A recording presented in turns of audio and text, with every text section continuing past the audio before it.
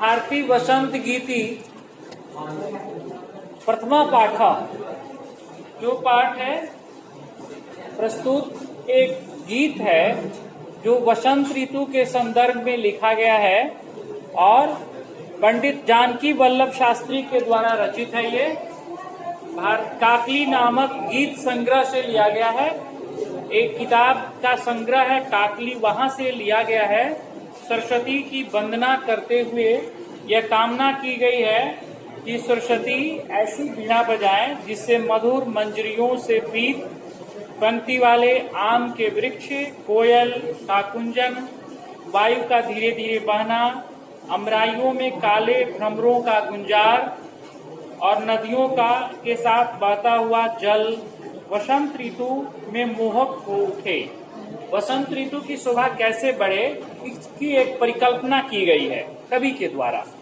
और दो बात है इसमें, स्वतंत्रता संग्राम में लोगों को जागृत भी करना है। कवि का भाव है कि प्रकृति का भी चित्रण हो जाए और जन जागरण भी हो जाए। लोग अपने देश के प्रति, अपने राष्ट्र के प्रति सम्मान का भाव उनमें जगे और स्वतंत्रता की जंजीरों से लोग मुक्त हो जाएं। जैसे पहला श्लोक इसमें दिया हुआ है, निनादे नवीनाम मये वाणी वीणाम। वाणी, देखो इसमें वाणी एक संबोधन है। संबोधन, वाणी का अर्थ हुआ हे सरस्वती। वाणी प्रवाची शब्द है सरस्वती का। हे सरस्वती ऐसी बीणा बजाओ। वाणी का हे सरस्वती नवीन बीणा को बजाओ। अये वाणी नवीनाम बीणाम। निनादे का मतलब होता है बजाओ। निनादे लोट लकार है। जैसे हम लोग लोट लकार में पट धातु का रूप कैसे पढ़ते हैं, पट्टू, पट्टाम, पठंतु, पट। अगर बोला जाए कि तुम पट, तो इसका अर्थ क्या हुआ, तुम पढ़ो। उसी तरह यहाँ दिया है त्वम निनादे, तुम बजाओ। हे मां सरस्वती तुम नवीन बीणा को बजाओ। सुन ललित नीति लीनाम गीतिम मृदुम गाय। सुंदर नीतियों से परिपूर्ण गीत का मधुर गान करो। मृदुम का मतलब हुआ मधुर, गीतिम का अर्थ हुआ गीत। पहला श्लोक अगर किताब है तो हम देख रहे हैं। गाय शब्द का मतलब हुआ उसी तरह गाओ। लोट लकार मध्यम पुरुष एक वचन का क्रिया है। मधुर गीत का गान करो, पहला श्लोक में हुआ। इसी में आगे है दो लाइन का ये अर्थ हुआ। दो लाइन का अर्थ हुआ, हे वाणी नवीन बीणा को बजाओ, सुंदर नीतियों से परिपूर्ण गीत का मधुर गान करो।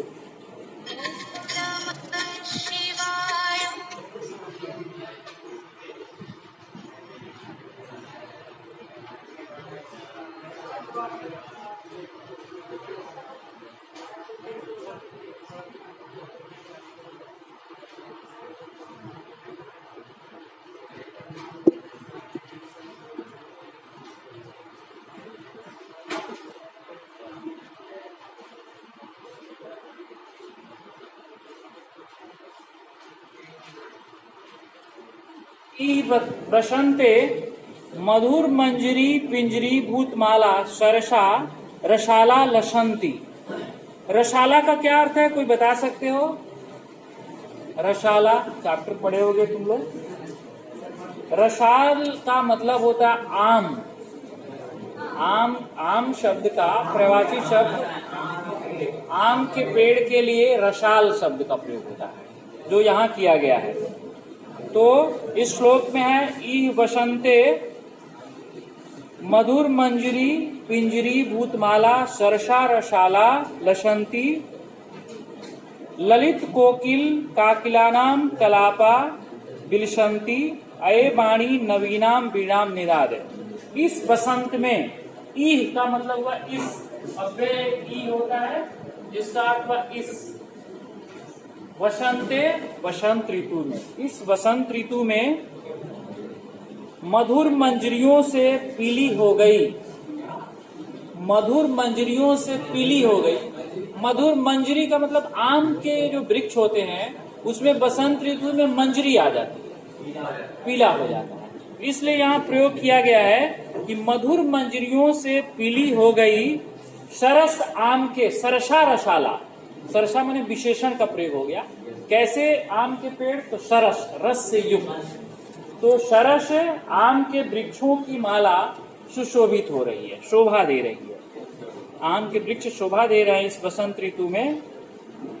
और मनोहर बोली वाली कोकिलों के समूह सुंदर लग रहे हैं। और कोयल बसंत ऋतु में मधुर आवाज में गुंजन कर रहे हैं, बोल रहे हैं, वो भी शोभा उसकी बढ़ रही है। हे वाणी नवीन वीणा को बजाओ।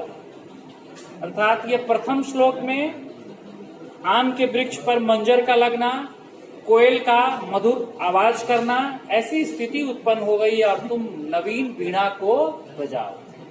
पहला श्लोक में ये बताया गया है कि हे मां सरस्वती तुम नवीन वीणा को बजाओ। इस बसंत ऋतु में क्या स्थिति उत्पन्न हो गई है? तो आम के वृक्षों पर जो मंजरी लगी है वो पीले हो गए हैं और बसंत ऋतु में कोयल भी मधुर आवाज में गुंजन कर रहे हैं। ऐसी स्थिति में तुम अपनी वाणी को, अपनी वीणा को बजाओ। वाणी मतलब सरस्वती, वाणी मतलब सरस्वती और वीणा मतलब वीणा, दोनों शब्द का प्रयोग किया गया है। इसके बाद दूसरा नंबर श्लोक नंबर 2, वहती मंद मंदम शनीरे समीरे कलिंदात्म जाया सवानीर तीरे नताम पंक्तिम आलोक्य मधुमाधवीनाम और निनादे नवीनाम अयवाणी वीणाम। द्वितीय श्लोक, वहती मंद मंदम, मंद मंद का क्या अर्थ होता है? धीरे धीरे, मंदम मंदम धीरे धीरे। तो इसमें प्रयोग किया गया है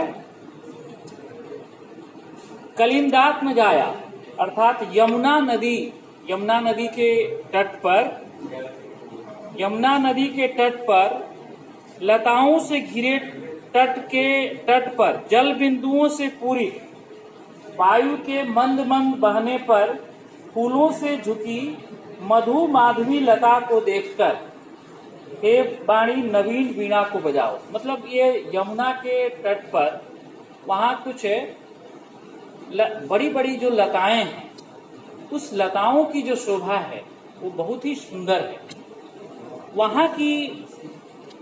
और वहां जो फूल खिले हुए हैं चारों तरफ, वो भी वहां की सुंदरता को बढ़ा रहे हैं। कहाँ की? तो यमुना नदी। कलिंदात में जाया शब्द का अर्थ हुआ यमुना नदी। ये श्लोक में कहाँ है तुम देख सकते हो, जिसके पास बुक है सेकंड लाइन में है कलिंदात में जाया, इसी का अर्थ हुआ यमुना नदी के। शवानीर तीरे नताम पंक्ति आलोक मधुमाधवीना, झुकी हुई जो लताएं हैं उसकी शोभा बढ़ रही है, उस लताओं में जो फूल है उसकी शोभा बढ़ रही है। ऐसी स्थिति में तुम नवीन वीणा को बजाओ। मतलब पहले श्लोक में आम की मंजरी, कोयल का फूकना इत्यादि का वर्णन था। द्वितीय श्लोक में यमुना नदी का वर्णन है। वहां यमुना नदी पर पेड़ की जो लताएं हैं वो चारों तरफ फैली हुई है, उसमें फूल खिले हुए हैं, उसका वर्णन द्वितीय श्लोक यमुना नदी के तट का वर्णन। बसंत ऋतु में ही यमुना नदी के तट का वर्णन है।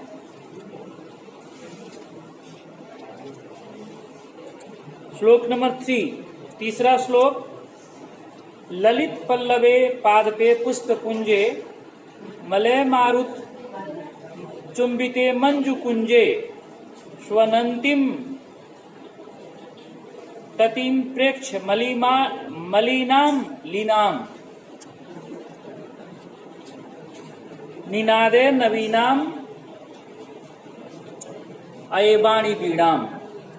तीसरा श्लोक में मलय पवन, मलय पर्वत कहाँ पर है कोई बता सकते हो?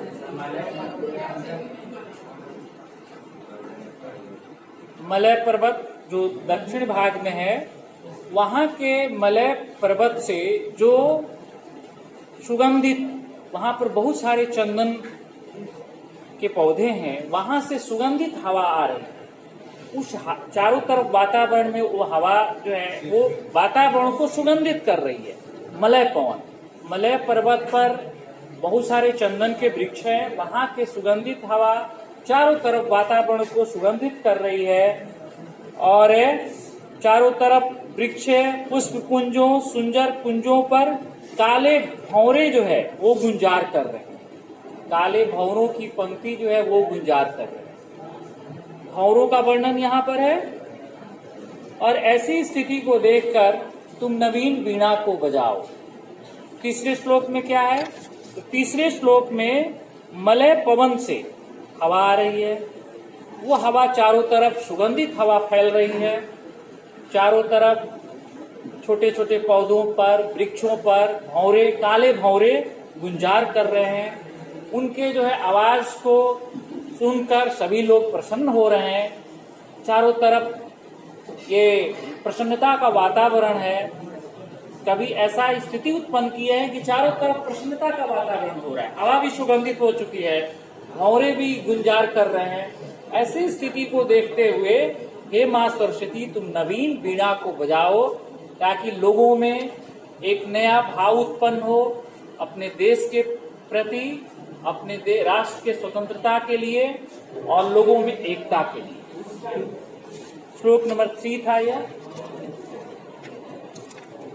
चौथा श्लोक है लतानाम नितांतम शुभम शांतिशीलम चलेत उच्छलेत कांत सलिलम सलिलम तवाकर्ण्य वीणा अदीनाम नदीनाम।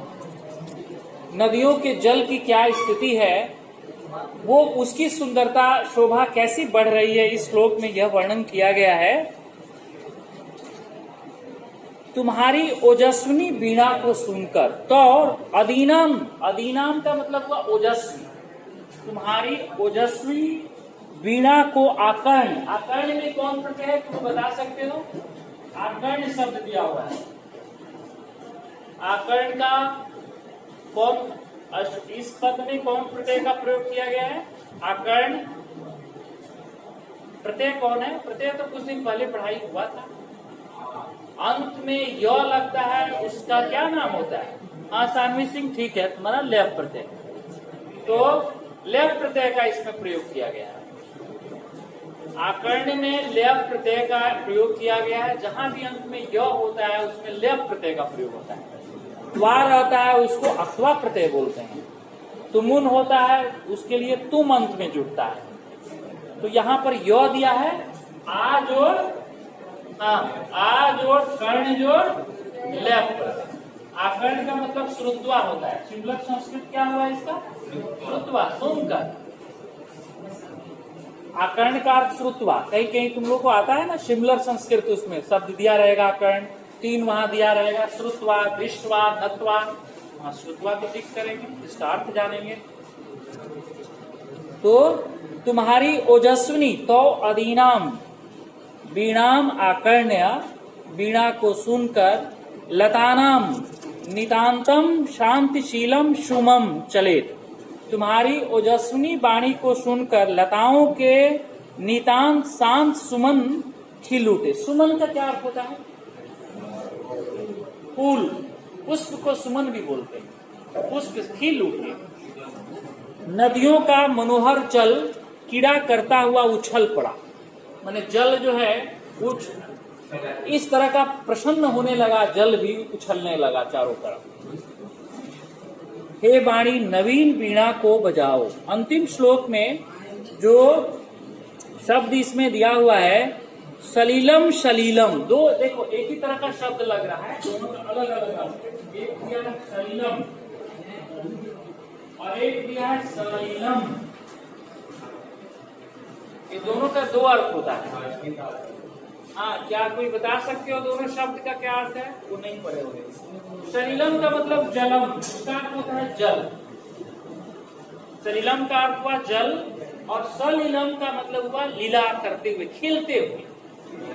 लीला, लीला शब्द का सलीलम माने प्रसन्न होते हुए, और सलीलम शब्द का अर्थ होता है जल। सलीलम शुद्धम अस्ति, जल शुद्ध है। जल का समानार्थक शब्द क्या होता है? सलीलम। तो यहाँ पर यह प्रयोग किया गया है सलीलम सलीलम, मतलब प्रसन्न, ये उछलते हुए, जल उछलते हुए प्रसन्न हो रहे हैं। जल की प्रसन्नता का सूचक है जल का उछलना। अब इसमें कुछ शब्दार्थ का प्रयोग है, वो देखोगे। शब्दार्थ, सबसे पहले इसमें शब्दार्थ जान लेने से अर्थ, हाँ, अर्थ तुम बहुत ही आसानी से इसका समझ सकते हो। देखो, जैसे इसमें निनादे प्रयोग किया गया। निनादे का मतलब हुआ बजाओ। एक बार इसका अर्थ बता रहे हैं। मृदुम का मतलब होता है कोमल, मृदु माने कोमल। ललित नीति लीलाम माने सुंदर नीति में लील, सुंदर नीति। नीति का मतलब हुआ कोई एक सिद्धांत, एक विचार, ये नीति हुआ। पॉलिसी कुछ बनाया जाता है उसको नीति बोलते हैं। मंजरी का मतलब आम, मंजरी का क्या अर्थ हुआ? आम पुष्प को मंजरी यहां बोला गया। मंजरी, ऐसे मंजरी अदर मंजरी भी हो सकता है, लेकिन इस चैप्टर में जो मंजरी प्रयोग किया गया है उस मंजरी का मतलब हुआ आम के फूल को मंजरी बोलते हैं। पिंजरी भूतमाला, पीले वर्ण से युक्त पंक्तियां। पीले